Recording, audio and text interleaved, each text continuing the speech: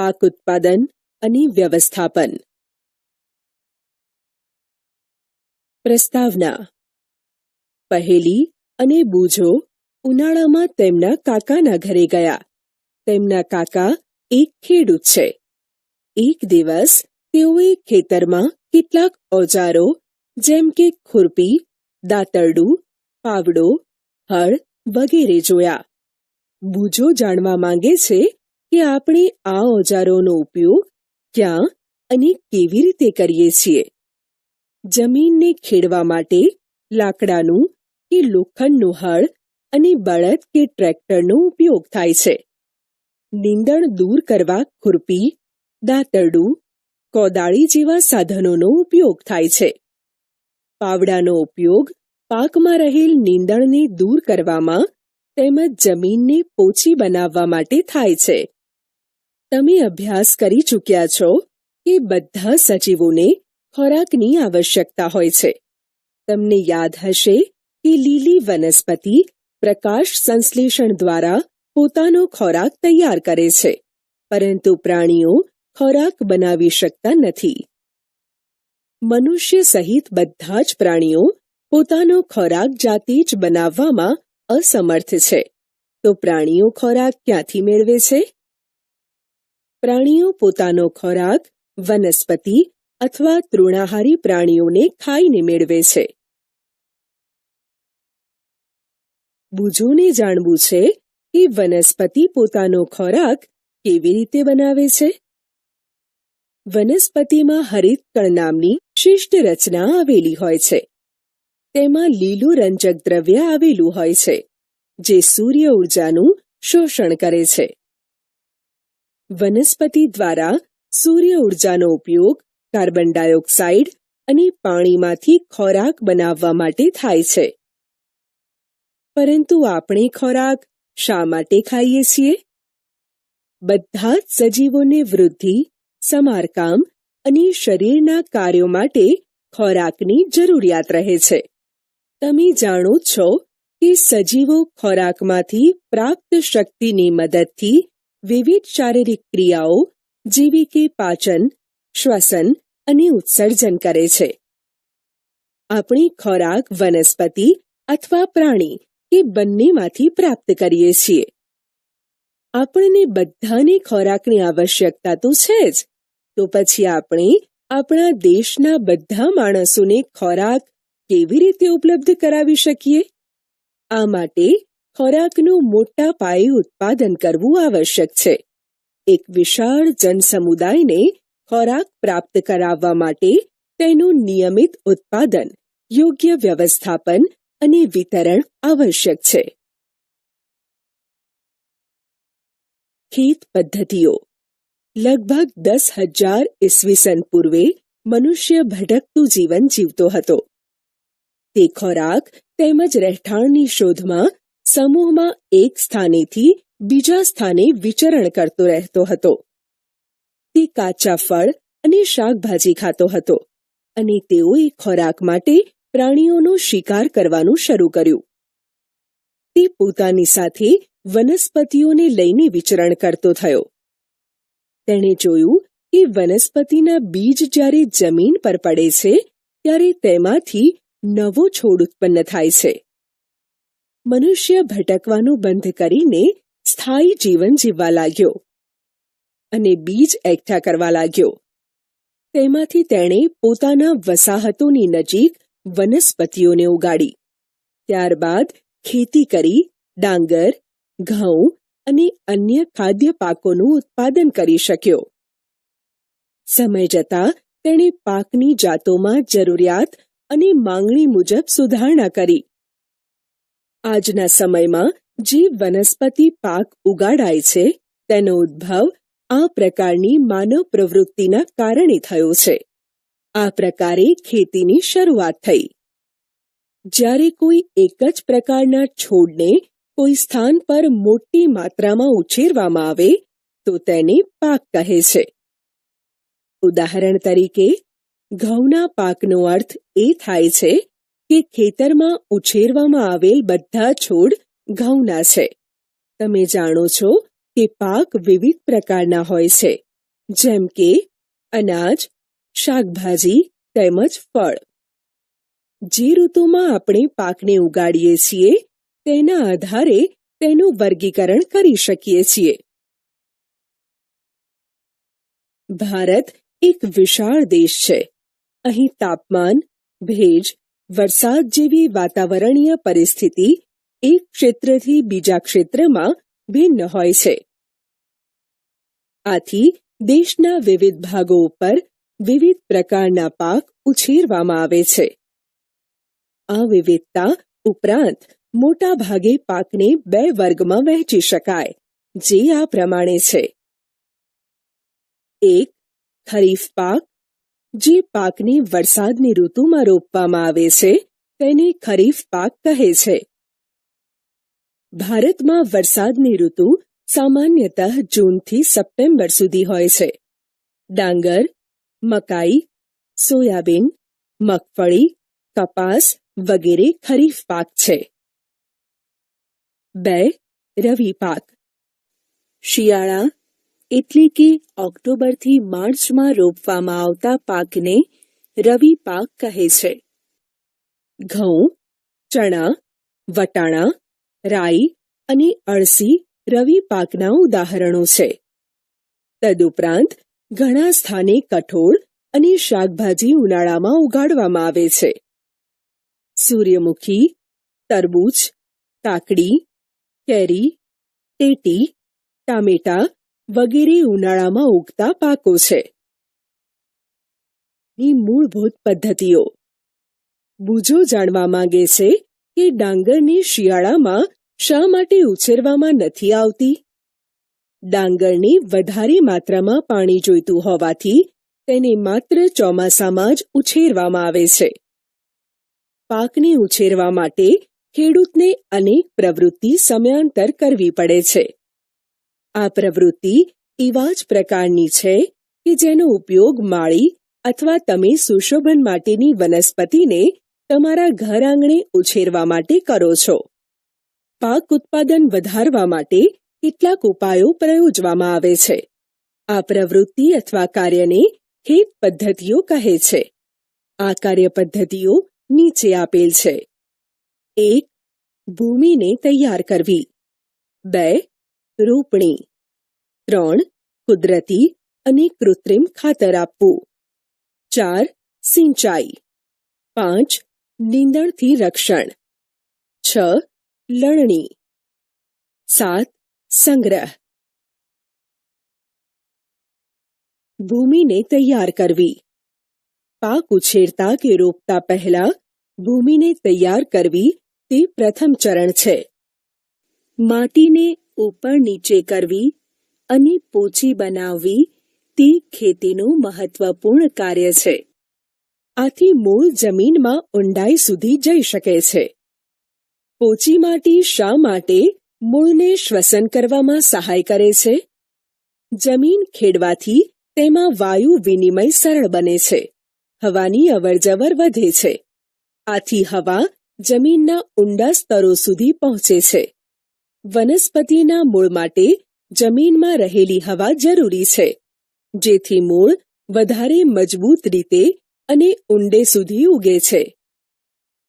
પોચી માટીમાં રહેતા અળસિયા અને સૂક્ષ્મજીવોની વૃદ્ધિ કરવામાં સહાય કરે છે. આ સજીવો ખેડૂતના મિત્રો છે, કારણ કે તે માટીને ઉપર નીચે કરીને પોચી કરે છે. તેમાં સડતા સેન્દ્રિય પદાર્થો ઉમેરે છે. પરંતુ શા માટે માટીને ઉપર નીચે અને પોચી કરવી આવશ્યક છે? જમીન ખેડવાથી જમીનમાં રહેલા ઢેફા ભાંગીને જમીનના કણ છૂટા પડે છે. જમીનના કણો છૂટા પડતા જમીનની ભેજ ધારણ શક્તિ વધે છે. આથી જમીનમાં પાણી વધુ પ્રમાણમાં શોષાય છે અને વાવેલી વનસ્પતિના મૂળ જમીનમાં સહેલાઈથી ફેલાઈ શકે છે. ખેડ કરવાથી જમીનની માટી ઉપર નીચે થાય છે, તેથી જમીન પોચી બને છે, જે વાવણી માટે અનુકૂળ છે. માટીમાં ખનિજ, પાણી, વાયુ તથા કેટલાક સજીવો જોવા મળે છે. તદુપરાંત મૃત વનસ્પતિ તેમજ પ્રાણીઓ પણ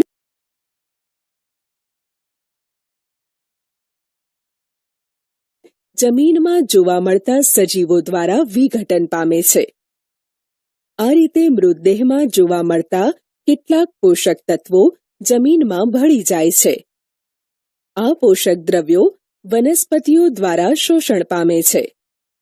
ઉપરની સપાટી પરની કેટલાક સેન્ટીમીટર સુધીની જ ભૂમિ વનસ્પતિની વૃદ્ધિમાં સહાય કરતી હોવાથી તેને ઉલટાવવાથી અને પોચી કરવામાં આવે તો પોષક તત્વોયુક્ત ભૂમિ ઉપરની તરફ આવી જાય છે અને વનસ્પતિ આ પોષક પદાર્થોનો ઉપયોગ કરી શકે છે.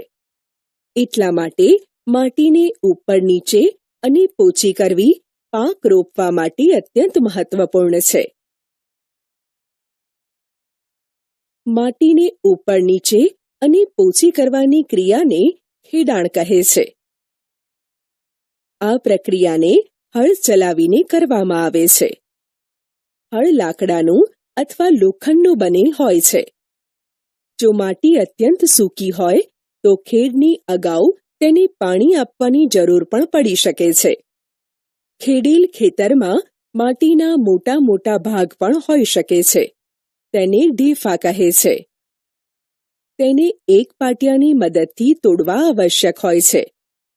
વાવણી અને સિંચાઈ માટે ખેતરને સમથળ કરવું આવશ્યક હોય છે. આ કાર્ય સમાર દ્વારા કરવામાં આવે છે. પોચી જમીન પર સૂર્યનો તાપ પડવાથી તેમાં રહેલા જીવજંતુઓ નિયંત્રિત થાય છે. તેઓ સૂર્યના તાપથી મરી જાય છે. કેટલીક વખત જમીનને ખેડતા પહેલા કુદરતી ખાતર પણ ઉમેરવામાં આવે છે, જેનાથી ભૂમિમાં કુદરતી ખાતરનું સંમિશ્રણ વ્યવસ્થિત થઈ શકે. જમીનમાં બીજ રોપતા પહેલા જમીનને પાણી આપવામાં આવે છે. ખેતીના ઓજારો. સારા ઉત્પાદન માટે બીજ રોપતા પહેલા માટીના અત્યંત નાના ટુકડા કરવા આવશ્યક છે. આ કાર્ય વિવિધ ઓજારોની મદદથી કરવામાં આવે છે. હળ, ખરપિયો અને કલ્ટિવેટર કે દાંતી આ કાર્ય માટે ઉપયોગમાં લેવાતા મુખ્ય ઓજારો છે. હળ. પ્રાચીન સમયથી જ હળનો ઉપયોગ જમીનની ખેડ, ખાતર ભેળવવા માટે, નીંદણના નિકાલ માટે તેમજ માટીને ખોદવા માટે કરવામાં આવતો હતો. આ અંગ્રેજી ટી આકારનું ઓજાર છે, જે લાકડા કે લોખંડમાંથી બનેલ હોય છે. જેમાં બળદની જોડ અથવા ઘોડા, ઊંટ વગેરે પ્રાણીઓની સહાયથી ખેંચવામાં આવે છે. તેમાં લોખંડની મજબૂત ત્રિકોણાકાર પટ્ટી આપેલ હોય છે. તેને ફાલ કહે છે. હળનો મુખ્ય ભાગ લાંબા લાકડાનો બનેલ હોય છે, જેને હળ સાફ્ટ કહે છે. તેના એક છેડા પર હેન્ડલ હોય છે તથા બીજો છેડો મોટી ધરી જેવા ભાગ જોત સાથે જોડાયેલ હોય છે, જેને બળદની ગરદન ઉપર રાખવામાં આવે છે. એક જોડ બળદ તથા એક માણસ તેને સરળતાથી ચલાવી શકે છે. આજકાલ લોખંડના હળ ઝડપથી લાકડાના હળની જગ્યા લઈ રહ્યા છે. ખરપિયો.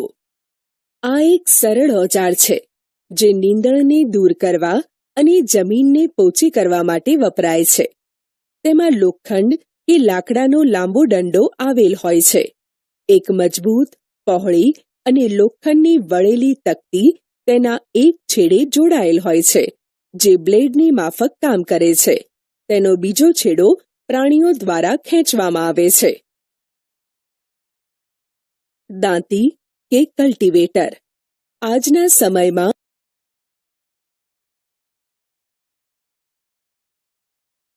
ખેતરની ખેડ ટ્રેક્ટર દ્વારા સંચાલિત દાંતી કે કલ્ટિવેટર વડે કરવામાં આવે છે. કલ્ટિવેટરના ઉપયોગથી શ્રમ તથા સમય બંનેની બચત થાય છે. વાવણી પાક ઉત્પાદનનો સૌથી મહત્વનો તબક્કો છે. વાવણી પહેલા સારી ગુણવત્તાવાળા બીજની પસંદગી કરવામાં આવે છે. સારી ગુણવત્તાવાળા બીજ શુદ્ધ અને તંદુરસ્ત હોય છે. ખેડૂત સારી ઉપજ પ્રાપ્ત કરવાવાળા બીજને પ્રાથમિકતા આપે છે. કૃષિ નિષ્ણાતો દ્વારા પ્રયોગશાળામાં ચકાસેલા અને પ્રમાણિત કરેલા બિયારણનો ઉપયોગ કરવો જોઈએ. બિયારણ અંકુરણ ક્ષમતાવાળું, શુદ્ધ ગુણવત્તાવાળું, રોગમુક્ત અને વાજબી કિંમતનું હોવું જોઈએ. પહેલીએ એક દિવસ તેની મમ્મીને ચણાના કેટલાક દાણાને વાસણમાં રાખીને તેમાં કેટલુંક પાણી ઉમેરતા જોયા. થોડી મિનિટ પછી કેટલાક બીજ પાણી ઉપર તરવા લાગ્યા. તેને આશ્ચર્ય થયું કે કેટલાક બીજ પાણી ઉપર કેમ તરવા લાગ્યા. તો ચાલો આપણે આનું કારણ જાણવા એક પ્રવૃત્તિ કરીએ. પ્રવૃત્તિ: એક બીકર લઈને તેને પાણીથી અડધું ભરી દો. તેમાં એક મુઠ્ઠી ભરીને ઘઉંના દાણા નાખો અને તેને બરાબર હલાવો. કેટલાક સમય સુધી રાહ જુઓ. શું કેટલાક બીજ પાણી ઉપર તરવા લાગ્યા? જે બીજ પાણીમાં તળિયે બેસી જાય છે તે ભારે હોય છે અને તે સારા બીજ છે. બીજ કીટકો દ્વારા અડધા ખવાયેલા કે કોઈ રોગ વડે ક્ષતિગ્રસ્ત હોવાથી પોલા અને વજનમાં હલકા થઈ જાય છે, એટલે તે પાણી પર તરવા લાગે છે.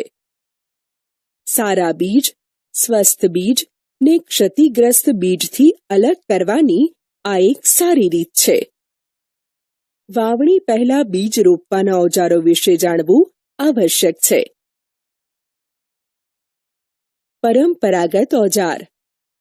પરંપરાગત રીતે બીજની વાવણી કરવા માટે વાપરવામાં આવતું ઓજાર ગળણી આકારનું હોય છે. બીજને ગળણીની અંદર નાખવાથી તે ધારદાર અણીવાળા છેડાયુક્ત 2 કે 3 પાઇપમાંથી પસાર થાય છે. આ છેડાઓ માટીમાં ખૂંપીને ત્યાં બીજનું સ્થાપન કરે છે.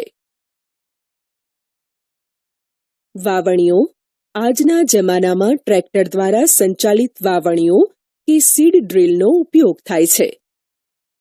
તેના દ્વારા બીજને સમાનાંતરે તેમજ ઊંડાઈએ વવાય છે.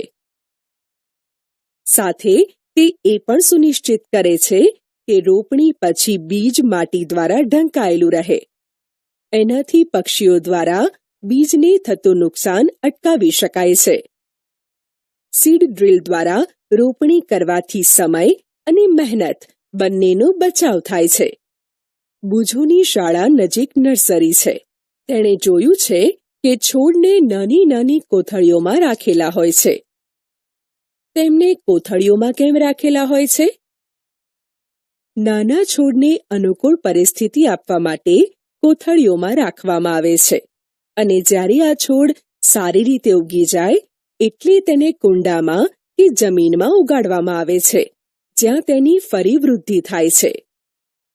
ધાન્ય જેવા કેટલાક છોડના બીજને પહેલા નર્સરીમાં ઉગાડવામાં આવે છે. છોડ તૈયાર થઈ જાય ત્યારે તેને મનુષ્ય દ્વારા ખેતરમાં રોપવામાં આવે છે. કેટલાક જંગલના વૃક્ષો તેમજ પુષ્પીય વનસ્પતિઓને પણ નર્સરીમાં ઉગાડવામાં આવે છે.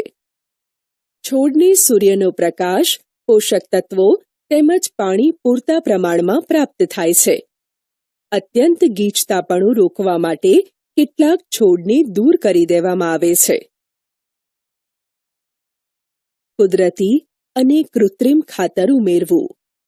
વનસ્પતિના તંદુરસ્ત વિકાસ માટે પોષક દ્રવ્ય સ્વરૂપે જે પદાર્થોને માટીમાં ઉમેરવામાં આવે છે તેને કુદરતી ખાતર અને કૃત્રિમ ખાતર કહે છે. બુજોએ એક ખેતરમાં ઉગેલા સ્વસ્થ પાકને જોયા, જ્યારે પાસેના ખેતરમાં ઉગેલા છોડ નબળા હતા. તે વિચારે છે કે કેટલાક છોડ અન્ય છોડની સરખામણીમાં વધારે સારી રીતે કેવી રીતે ઉગે છે. ભૂમિ પાકને ખનિજ તત્વો પ્રદાન કરે છે, જે પાકની વૃદ્ધિ માટે આવશ્યક છે. કેટલાક ક્ષેત્રમાં ખેડૂત ખેતરમાં એક પછી બીજો પાક ઉછેરે છે. ખેતર ક્યારેય ખાલી છોડતા નથી. કલ્પના કરો કે પોષક દ્રવ્યોનું શું થાય છે સતત પાકને ઉગાડવાથી માટીમાંથી કેટલાક પોષક દ્રવ્યો ઓછા થઈ જાય છે. આ ક્ષતિ પૂરી કરવા માટે ખેડૂત ખેતરમાં કુદરતી ખાતર આપે છે. આ પ્રક્રિયાને ખાતર આપવાની ક્રિયા કહે છે. અયોગ્ય અથવા અપૂરતા કુદરતી ખાતર આપવાથી છોડ નબળા પડી જાય છે. કુદરતી ખાતર એક કાર્બનિક કે જૈવિક પદાર્થ છે જે વનસ્પતિ અથવા પ્રાણીઓના વિઘટનથી પ્રાપ્ત થાય છે. ખેડૂત વનસ્પતિ તેમજ પ્રાણીના નકામા દ્રવ્યોને એક ખાડામાં એકઠા કરી તેનું વિઘટન થવા માટે ખુલ્લા છોડી દે છે. વિઘટન કેટલાક સૂક્ષ્મજીવો દ્વારા થાય છે. વિઘટિત પદાર્થને કુદરતી ખાતરના સ્વરૂપે ઉપયોગમાં લેવામાં આવે છે. તમે ધોરણ 6માં વર્મી કમ્પોસ્ટ અથવા અળસિયાના ખાતર તૈયાર કરવા વિશે અભ્યાસ કરી ચૂક્યા છો. ખેતીના નકામા પદાર્થ જેવા કે પશુઓના મળમૂત્ર, છાણ વગેરે, શાકભાજીનો કચરો, ઘરગથ્થુ કચરો, સુએજનો કચરો, તણખલા, નીંદણ વગેરેને ખાડાઓમાં સડવા દેવામાં આવે છે. આ પ્રક્રિયાને કમ્પોસ્ટિંગ કહે છે. આ રીતે બનતા ખાતરને કમ્પોસ્ટ કહે છે. કમ્પોસ્ટમાં કાર્બનિક પદાર્થ અને પોષક તત્વો ખૂબ વધારે પ્રમાણમાં હોય છે. અળસિયા વનસ્પતિઓ અને પ્રાણીઓના ત્યજેલા પદાર્થોનું ઝડપી વિઘટન કરવા મદદ કરે છે. અળસિયાની મદદથી વિઘટન પામી બનતા કમ્પોસ્ટને વર્મી કમ્પોસ્ટ કહે છે. પ્રવૃત્તિ: મગ અથવા ચણાના દાણાને લઈ તેને અંકુરિત કરો. તેમાંથી એક જ આકારના સરખા પ્રાંકુરને પસંદ કરો. હવે 3 ખાલી ગ્લાસ અથવા તેના જેવા પાત્ર લો. તેના પર A, B અને C ની નિશાની કરો. ગ્લાસ A માં થોડીક માટી લઈને તેમાં થોડુંક છાણિયું ખાતર મેળવો. ગ્લાસ B માં સમાન માત્રામાં માટી લઈને તેમાં થોડુંક યુરિયા ઉમેરો અને ગ્લાસ C માં થોડીક માટી લઈને કાંઈ પણ ઉમેર્યા વગર રહેવા દો. હવે 3 ગ્લાસમાં સમાન માત્રામાં પાણી ઉમેરીને પ્રાંકુરને રોપી દો અને તેને સુરક્ષિત સ્થાન પર મૂકી દો. 7 થી 10 દિવસ પછી તેની વૃદ્ધિનો અભ્યાસ કરો. શું 3 ગ્લાસમાં છોડની વૃદ્ધિની માત્રા એક સમાન છે? કયા ગ્લાસમાં છોડની વૃદ્ધિ સારી છે? કયા ગ્લાસમાં છોડની વૃદ્ધિ સૌથી ઝડપી છે? ગ્લાસ સી કે જેમાં કોઈ પણ ખાતર ઉમેર્યું નથી તેમાં છોડની વૃદ્ધિ ધીમી છે, જ્યારે ગ્લાસ એ કે જેમાં છાણિયું ખાતર ઉમેર્યું છે તેમાં છોડની વૃદ્ધિ સારી છે, તથા ગ્લાસ બી કે જેમાં ખાતર ઉમેર્યું છે તેમાં છોડની વૃદ્ધિ ગ્લાસ એ કરતાં વધારે સારી અને સૌથી ઝડપી છે. આમ આપણે કહી શકીએ કે છોડની સારી અને પૂરતી વૃદ્ધિ માટે ખાતર જરૂરી છે. કૃત્રિમ ખાતર એવા રાસાયણિક પદાર્થ છે જે વિશેષ પોષક દ્રવ્યોથી સમૃદ્ધ હોય છે. તે કુદરતી ખાતરથી કેવી રીતે અલગ હોય છે?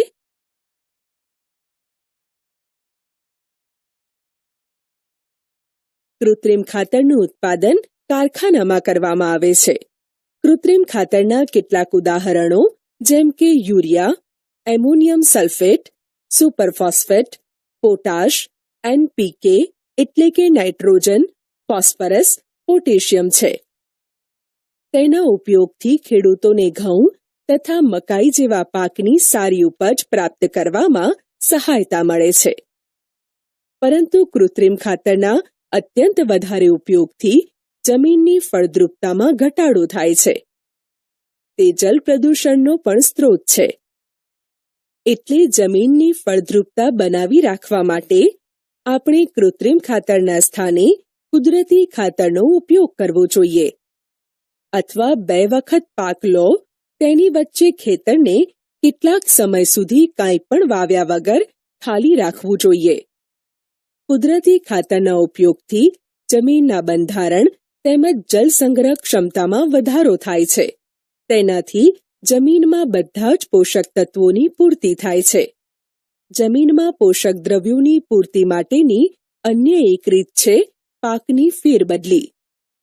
તેમાં એક પાકને ઉછેર્યા બાદ ખેતરમાં બીજા અન્ય પ્રકારના પાકનો વારાફરતી ઉછેર કરવામાં આવે છે.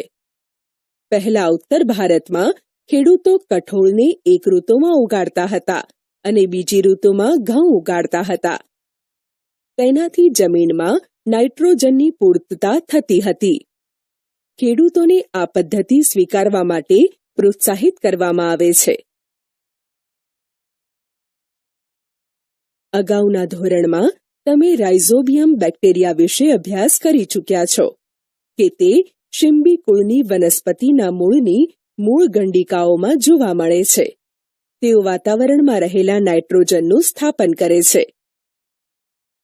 કોષ્ટકમાં કૃત્રિમ ખાતર અને કુદરતી ખાતર વચ્ચેનો ભેદ દર્શાવવામાં આવ્યો છે. 1. કૃત્રિમ ખાતર એક માનવ નિર્મિત અકાર્બનિક ક્ષાર છે. કુદરતી ખાતર એક પ્રાકૃતિક પદાર્થ છે જે છાણ તેમજ વનસ્પતિના અવશેષોના વિઘટનથી પ્રાપ્ત થાય છે. 2. કૃત્રિમ ખાતરનું નિર્માણ કારખાનામાં થાય છે. કુદરતી ખાતર ખેતરમાં બનાવી શકાય છે. 3. કૃત્રિમ ખાતરથી જમીનને સેન્દ્રિય પદાર્થો પ્રાપ્ત થતા નથી. કુદરતી ખાતરથી જમીનને ભરપૂર માત્રામાં સેન્દ્રિય પદાર્થો કે સડતા કાર્બનિક પદાર્થો પ્રાપ્ત થાય છે. 4. કૃત્રિમ ખાતરમાં વનસ્પતિ માટે જરૂરી પોષક દ્રવ્યો જેવા કે નાઇટ્રોજન, ફોસ્ફરસ અને પોટેશિયમ ભરપૂર માત્રામાં હોય છે.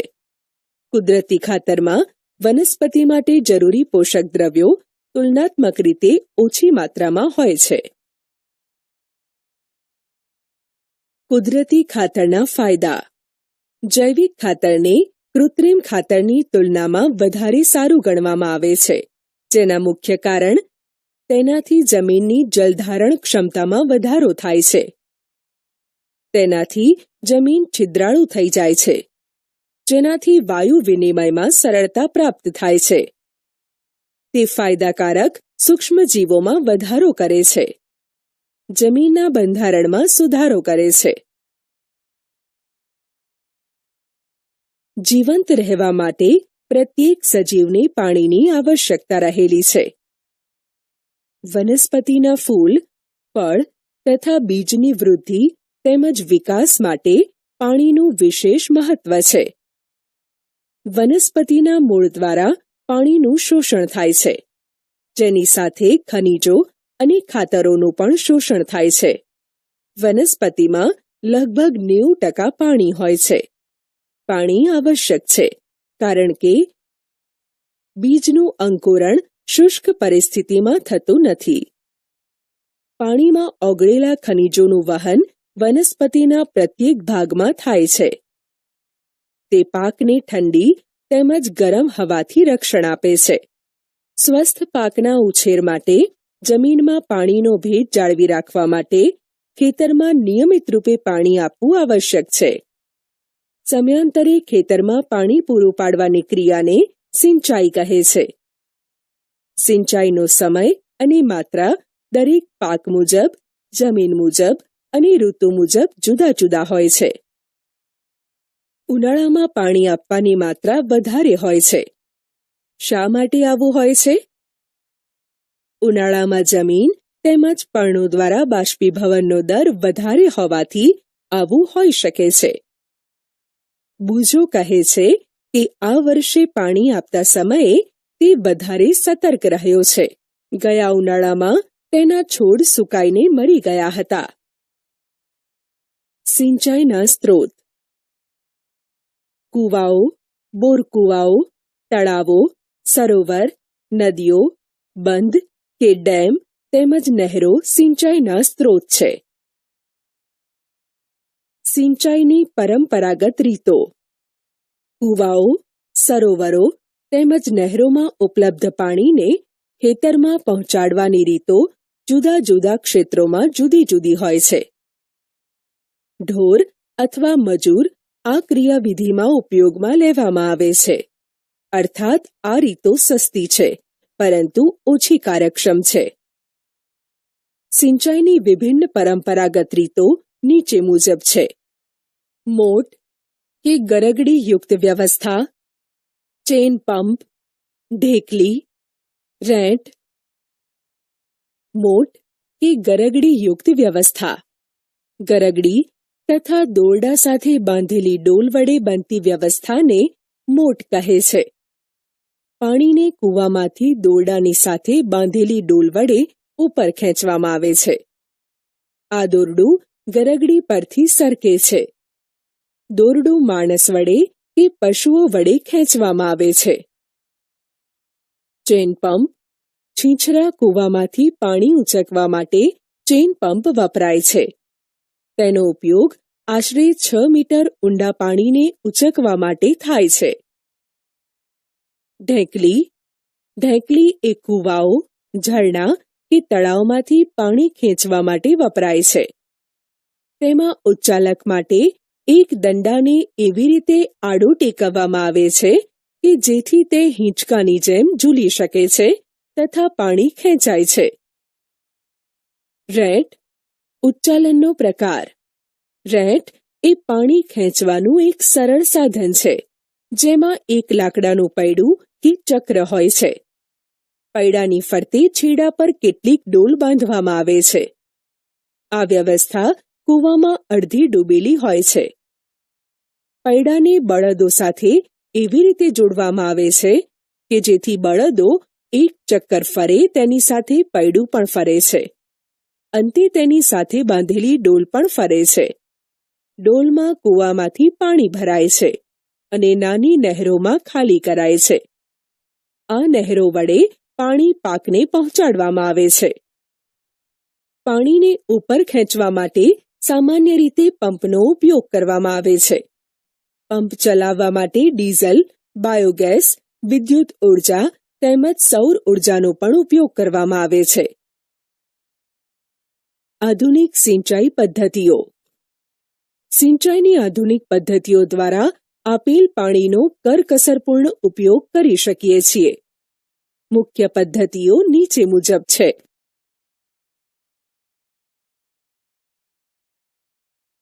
1. ફુવારા પદ્ધતિ. આ પદ્ધતિનો ઉપયોગ અસમતલ ભૂમિ માટે કરવામાં આવે છે, જ્યાં પાણી ઓછી માત્રામાં હાજર હોય છે. કાટખૂણે પાઇપના ઉપરી છેડા પર ફરતી નોઝલો લગાડવામાં આવેલ હોય છે. આ પાઇપ નિશ્ચિત અંતરે મુખ્ય પાઇપ સાથે જોડાયેલ હોય છે. જ્યારે પંપની મદદથી પાણી મુખ્ય પાઇપમાં પહોંચાડવામાં આવે છે, ત્યારે તે ફરતી નોઝલમાંથી બહાર નીકળે છે. પાણીનો છંટકાવ છોડ ઉપર એવી રીતે થાય છે જેમ કે વરસાદ પડતો હોય. ફુવારા પદ્ધતિ ઘાસવાળી જમીન, કોફીના વૃક્ષ અને બીજા કેટલાક પાક માટે ખૂબ જ ઉપયોગી છે. 2. ટપક પદ્ધતિ. આ પદ્ધતિ વડે પાણી ટીપે ટીપે છોડના મૂળમાં પડે છે. આથી તેને ટપક પદ્ધતિ કહે છે. ફળ આપતી વનસ્પતિના બગીચા તેમજ વૃક્ષોને પાણી આપવાની આ સર્વોત્તમ પદ્ધતિ છે. આ પદ્ધતિમાં પાણીનો વ્યય થતો નથી, એટલે આ પદ્ધતિ પાણીની અછતવાળા વિસ્તારોમાં એક વરદાન સમાન છે. નીંદણથી રક્ષણ. બુજો અને પહેલી નજીકના ઘઉંના ખેતરમાં ગયા અને તેઓએ જોયું કે ખેતરમાં પાકની સાથે કેટલાક અન્ય છોડ પણ ઉગ્યા હતા. બુજો જાણવા માંગે છે કે શું આ અન્ય છોડ કોઈ વિશેષ ઉદ્દેશથી ઉછેરવામાં આવ્યા છે? ખેતરમાં કેટલાક અન્ય અનૈચ્છિક કે બિનજરૂરી છોડ કુદરતી રીતે પાકની સાથે ઉગી નીકળે છે. આવા અનૈચ્છિક કે બિનજરૂરી છોડને નીંદણ કહે છે. ગાડરિયું, ગાજર ઘાસ, મોથા, ઘાસ, દારૂડી વગેરે નીંદણના ઉદાહરણો છે. નીંદણને દૂર કરવાની ક્રિયાને નિંદામણ કહે છે. નિંદામણ આવશ્યક છે, કારણ કે નીંદણ પાણી, પોષક દ્રવ્યો, જગ્યા તેમજ પ્રકાશ માટે મુખ્ય પાક સાથે સ્પર્ધા કરી તેની વૃદ્ધિ પર અસર કરે છે. કેટલાક નીંદણ લણણીમાં પણ વિક્ષેપ ઊભો કરે છે તથા મનુષ્ય અને પ્રાણીઓ માટે ઝેરી પણ હોઈ શકે છે. નીંદણને દૂર કરવા તેમજ તેની વૃદ્ધિને નિયંત્રિત કરવા ખેડૂત વિભિન્ન પદ્ધતિઓ અપનાવે છે. પાક ઉગાડતા પહેલા ખેતરમાં ખેડ દ્વારા નીંદણ દૂર કરવામાં સહાયતા મળે છે. એનાથી નીંદણ સુકાઈને મરી જાય છે અને માટીમાં ભળી જાય છે. નીંદણમાં પુષ્પ ઉદ્ભવે કે બીજ બને તે પહેલા જ નીંદણને દૂર કરવું એ યોગ્ય છે. સમયાંતરે નીંદણને જમીન નજીકથી કાપવામાં કે મૂળ સહિત જાતે જ ઉખાડવામાં આવે છે. આ કાર્ય ખુરપી અથવા વાવણિયા કે સીડ ડ્રીલની મદદથી કરવામાં આવે છે. નીંદણને કેટલાક રસાયણોની મદદથી પણ દૂર કરવામાં આવે છે જેને નીંદણનાશક કહે છે, જેમ કે 2,4-D. ખેતરમાં નીંદણનો નાશ કરવા માટે છંટકાવ કરવામાં આવે છે જેનાથી નીંદણ નાશ પામે છે, પરંતુ પાકને નુકસાન થતું નથી. નીંદણનાશકને પાણીમાં યોગ્યતા અનુસાર ભેળવીને સ્પ્રેની મદદથી ખેતરમાં છંટકાવ કરવામાં આવે છે. બુજો કહે છે કે શું નીંદણનાશકની અસર તેનો છંટકાવ કરનાર વ્યક્તિ પર થાય છે? જેમ કે આગળ જણાવવામાં આવ્યું છે કે નીંદણના વાનસ્પતિક વૃદ્ધિના સમયે પુષ્પ અને બીજ બનતા પહેલા નીંદણનાશકનો છંટકાવ કરવામાં આવે છે. નીંદણનાશકના છંટકાવથી ખેડૂતના સ્વાસ્થ્ય પર પણ અસર પડી શકે છે, એટલે ખેડૂતે આ રસાયણનો ઉપયોગ ખૂબ જ સાવધાનીપૂર્વક કરવો જોઈએ. છંટકાવ કરતી વખતે પોતાનું મુખ તેમજ નાક કપડાથી ઢાંકી દેવું જોઈએ. લણણી. પાકની લણણી એક અગત્યનું કામ છે. પાક જ્યારે પૂર્ણ પરિપક્વ થઈ જાય ત્યારે તેને કાપવાની ક્રિયાને લણણી કહે છે. કેટલાક પાકની લણણી તે સંપૂર્ણ પાકે તે પહેલા કરવામાં આવે છે, જેમ કે ફળો જેવા કે ટમેટા, કેરી, સીતાફળ, ચીકુ વગેરે. લણણી દરમિયાન કાં તો છોડને ખેંચીને ઉખાડી લેવાય છે અથવા તેને જમીનથી નજીકના અંતરેથી કાપી લેવામાં આવે છે. એક અનાજ પાકને પરિપક્વ થતા 3 થી 4 મહિના લાગે છે. આપણા દેશમાં દાંતરડાની મદદથી હાથ વડે લણણી કરવામાં આવે છે અથવા એક મશીનનો ઉપયોગ કરવામાં આવે છે જેને હાર્વેસ્ટર કહે છે. કાપવામાં આવેલ પાકમાંથી બીજ, દાણાઓને ભૂંસામાંથી અલગ કરવાના હોય છે. તેને થ્રેશિંગ કહે છે. આ બંને કાર્ય જે મશીન દ્વારા કરવામાં આવે છે તેને કમ્બાઇન્ડ મશીન કહે છે, જે હકીકતમાં હાર્વેસ્ટર તથા થ્રેશર બંનેનું સંયુક્ત સ્વરૂપ છે. લણણી બાદ છોડના ઠૂંઠા ક્યારેક ખેતરમાં જ રહી જાય છે, જેને ખેડૂત આગ લગાડી દે છે. પહેલી આ ટુકડાઓને ખેતરમાં સળગાવવાથી ચિંતિત છે. તે જાણે છે કે તેના લીધે પ્રદૂષણ થાય છે. તેનાથી ખેતરમાં રહેલ પાકને આગ લાગવાનો પણ ખતરો છે. નાના ખેતરવાળા ખેડૂતો અનાજના દાણાઓને ઉપણવા જેવી ક્રિયા દ્વારા અલગ કરે છે. ઉપણવાની ક્રિયામાં હલકા પદાર્થો જેવા કે ફોતરાને પવનની મદદથી દૂર કરવામાં આવે છે. અનાજને ઉપણવાથી તે સ્વચ્છ થાય છે. લણણી ઉત્સવો. 3-4 મહિનાના અથાગ પરિશ્રમ પછી લણણી ઉત્સવનો સમય આવે છે. ઊભા પાકનું સુવર્ણ દ્રશ્ય ખેડૂતના હૃદયમાં ઉલ્લાસ તેમજ સારા સમયનો ભાવ સંચાર કરે છે. આ સમય થોડોક આરામ કરવાનો તથા ખુશી મનાવવાનો હોય છે, કારણ કે આગળની ઋતુના પ્રયત્નનું ફળ પ્રાપ્ત થાય છે. એટલા માટે જ ભારતના બધા જ ભાગોમાં લણણીનો સમય હર્ષોલ્લાસ તેમજ ખુશીનો હોય છે.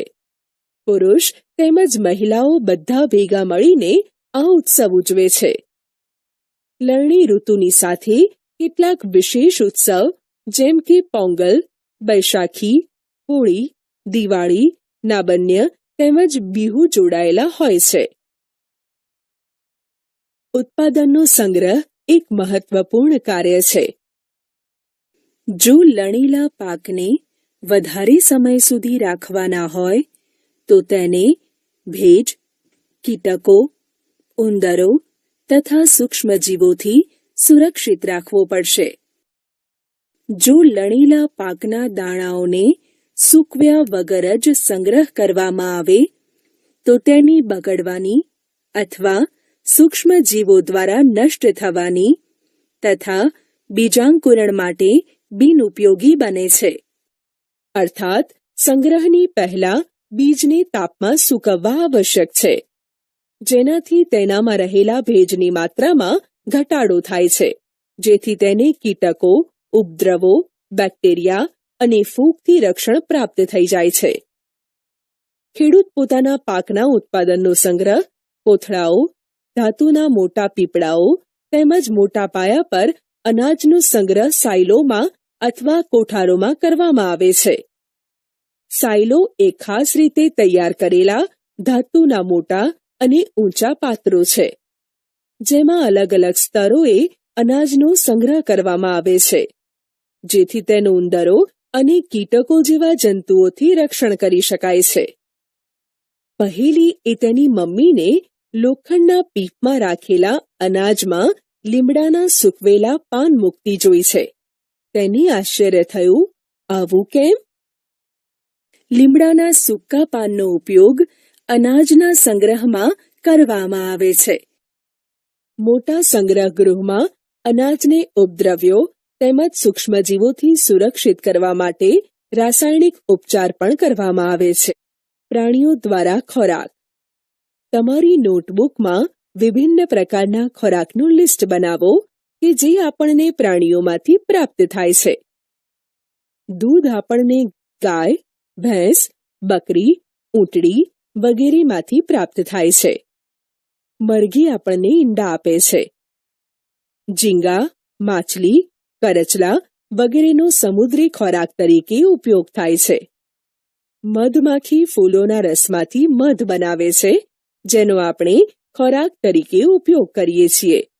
આ કોષ્ટકને પૂર્ણ કર્યા બાદ તમે જોયું હશે કે વનસ્પતિઓની જેમ પ્રાણીઓ પણ આપણને વિભિન્ન પ્રકારના ખોરાક પદાર્થ પ્રદાન કરે છે. સમુદ્રના તટીય ક્ષેત્રોમાં રહેતા લોકો મુખ્ય આહાર તરીકે માછલીનો ઉપયોગ કરે છે. અગાઉના ધોરણમાં વનસ્પતિઓમાંથી પ્રાપ્ત થતા ખાદ્ય પદાર્થો વિશે તમે અભ્યાસ કરી ચૂક્યા છો. આપણે અત્યારે અભ્યાસ કર્યો કે પાક ઉત્પાદનના વિભિન્ન તબક્કા હોય છે: બીજની પસંદગી, રોપણી વગેરે. તેવી જ રીતે ઘરમાં અથવા ખેતરમાં રાખવામાં આવતા પાલતુ પ્રાણીઓને યોગ્ય ખોરાક, રહેઠાણ તેમજ તેની દેખરેખ પણ અતિ આવશ્યક હોય છે. જ્યારે આને મોટા પાયા પર કરવામાં આવે છે ત્યારે તેને પશુપાલન કહે છે. તંદુરસ્તી માટે માછલી એ એક સારો ખોરાક છે. આપણે કોડ લીવર ઓઇલ માછલીમાંથી મેળવીએ છીએ, જેમાં વિટામિન ડી વધારે માત્રામાં હોય છે.